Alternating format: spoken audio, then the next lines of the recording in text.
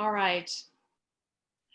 Thank you, beautiful people, for being here. I am Dr. Teri, and my plan here today is to help you understand how changing your mind can change your agency in the world and change the world. I'm going to try and do two things. First, I'm going to try to create an understanding of what is this expanded awareness. And then I'm going to try to put the fire in your belly so that you can go out and find your place in this healing that's happening and this big reset that's happening. All right, let's see. So I'm going to share my screen here.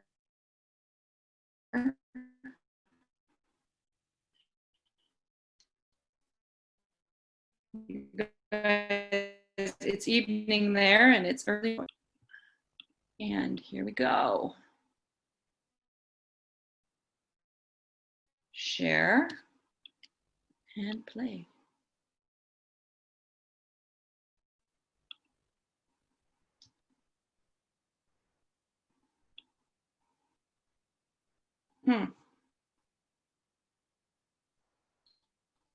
Are we good? I hope so. So there's a natural cycle to life, and Mother Nature knows what she's doing. But we create cogs in the wheel of the balance and harmony of the ecosystem of life on Earth with our pursuits of so-called happiness.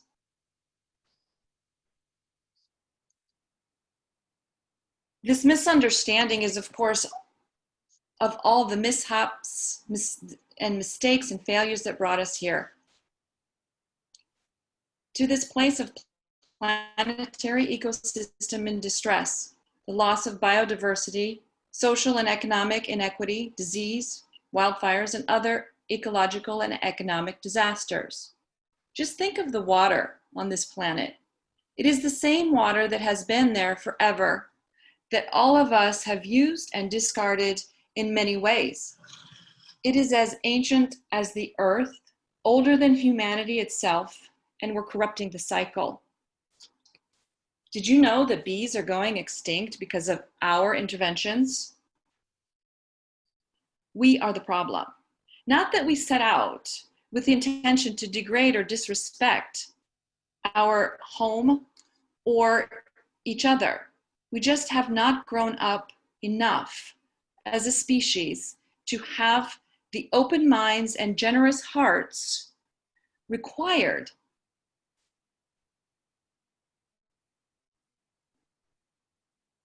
We don't understand the ecosystem, and we need to find our proper place within it. All of our present world issues spring from us, from the state of our minds and our hearts. We create this kind of negative disruption because we are not being in alignment with what Mother Nature is telling us. We have gone too far. So what happens when too many parts of the ecosystem are disrupted? It all comes tumbling down. So how do we get with it? I mean, get with it in a healthy way. We start with learning to understand our minds and motivations to consciously change the way we do things. And the previous speaker, Jana, did a great job talking about this. There are two basic ways of thinking, doing, and being. The first and most common that we all use most of the time is based in division, fear, and selfishness. I call this war consciousness. It is a state of awareness based in the idea that you and I are different, opposite, competing. One must win and one must lose. Us versus them. From this mindset, we seek to capture, contain, and control everything and everyone. From this place, We each think, how can I use this situation to serve my interests? How can I use this person to benefit me? How can I get as much out of this as possible and give as little as possible? Am I better than or less than this person? In this mindset, we see others and the resources of the planet as stuff to be used and disposed of when we no longer want them.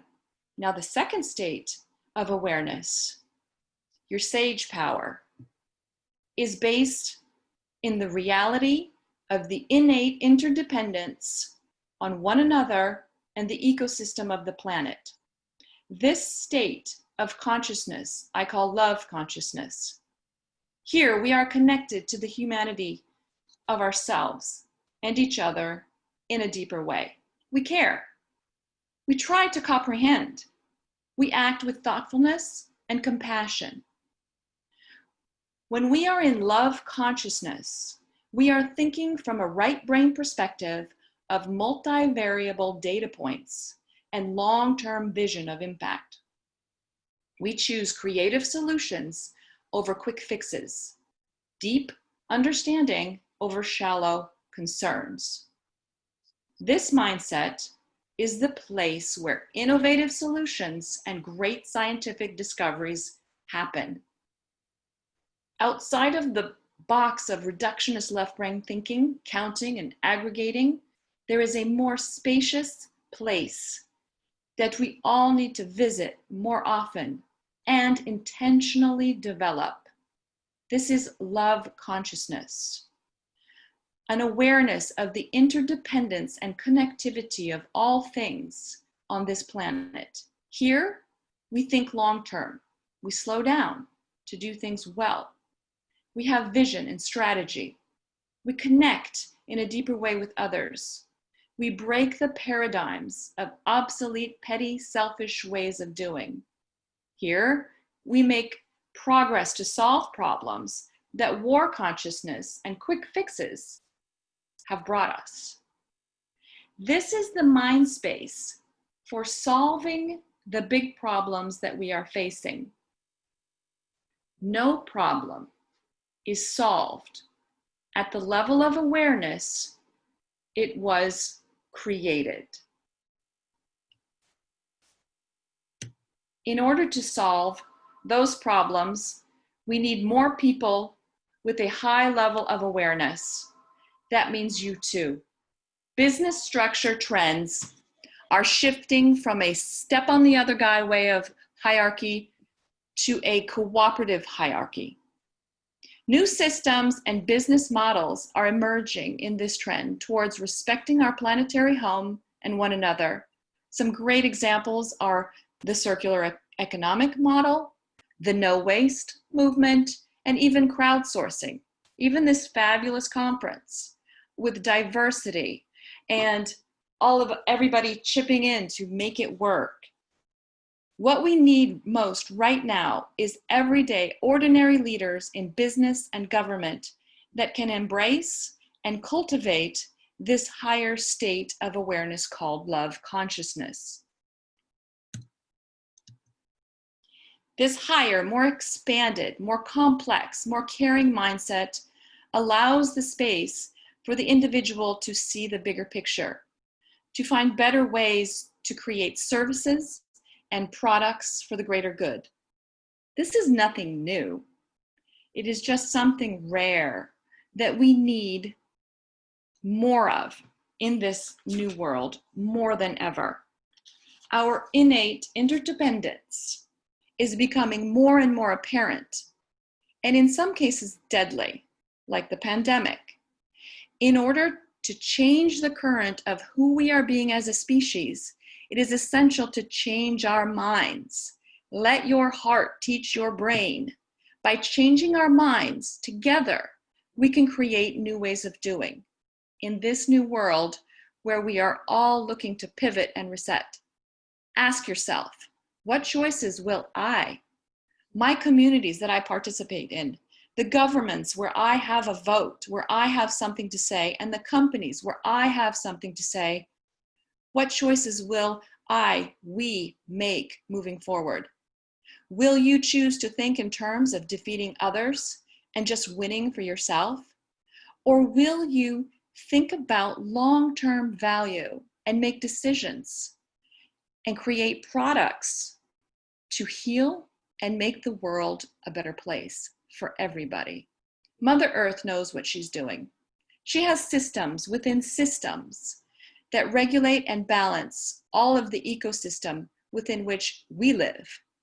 She's got it covered. She doesn't need us.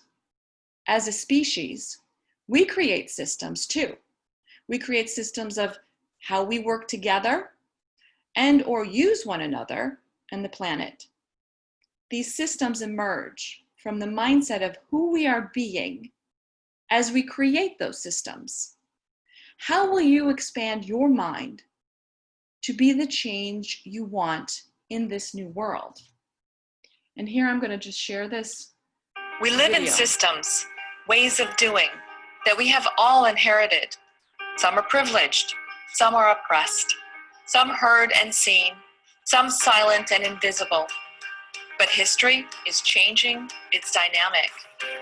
We all have the opportunity to participate in picking up the pieces. We all have the opportunity to shape the systems and processes of this new world. Where history goes from here on out is up to you. We can find respect and give it to. We can create prosperity and give it to.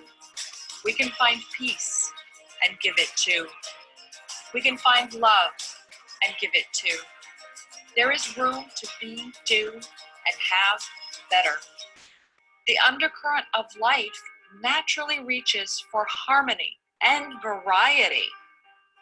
We all benefit from this world we live in, which means we're all accountable for this world that we live in.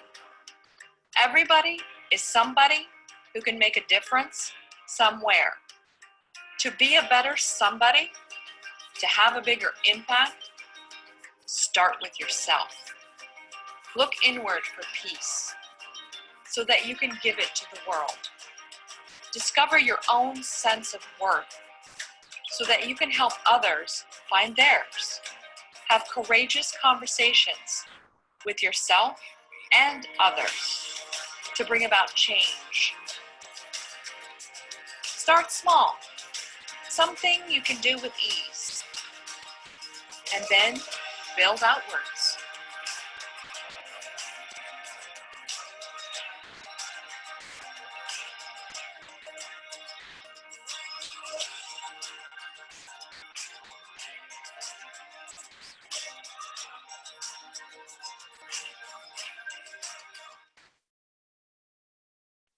Hello. Hi. Hi. Sorry, I had a few technical difficulties there. No, Terry, that was wonderful. Indeed, you mentioned something that reminded me of a saying that to survive for us as a human, it's important not to think of ourselves and others as competitors, but rather as pieces of one puzzle. We have to connect to make the picture a whole. And we have to, find ways to find harmony with the world around us. And first, find harmony with ourselves. So your talk was so inspirational, in fact. Thank you. And it touched me deep in my heart.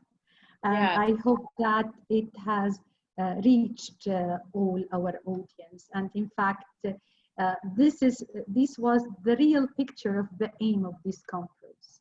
We need to bring more compassion, more positivity, and more ways for people to cope with what we are experiencing now. At the beginning of the conference, I mentioned that a crisis can never change us, no, but it can just trigger either the best of our inner selves or the worst. Yes. So let this crisis trigger the best of ourselves, hopefully. Absolutely. So would you like to answer some of the questions, Dr. Teri? Absolutely. Sure. How much time do I have here? Let me be thoughtful. Yeah, you have 5 minutes. Okay. I see one there. How can leaders influence this ability to see the bigger picture? Well, I work with a lot of C-suites, and it's sort of not fair because a lot of C-suites get to the place they are because they built themselves from this left brain calculating, capture, contain, and control mindset. And that's what they were rewarded for. And in the meantime, they didn't use the other part of who they are. And that gets left behind. It's kind of like only using one arm and the other one is tied behind your back for all the time that you're moving up and you're making deals or you're going up the corporate ladder. And as that's happening, you're forming yourself to be very leaning into that war consciousness because we got to win. We got to make the deal. And so leaders today are at a crossroads where now we know, and it's clear from the presentations just before me, that we need compassion. We need heart. We need that creative, bright, right brain, the sage powers, all of those things. We need that in our leadership and in ourselves. That means it's like starting from scratch. Do anything you can to educate your heart mind. Do everything you can find. Now, whether that's going into a class with emotional intelligence, developing your sage powers that Jana was talking about,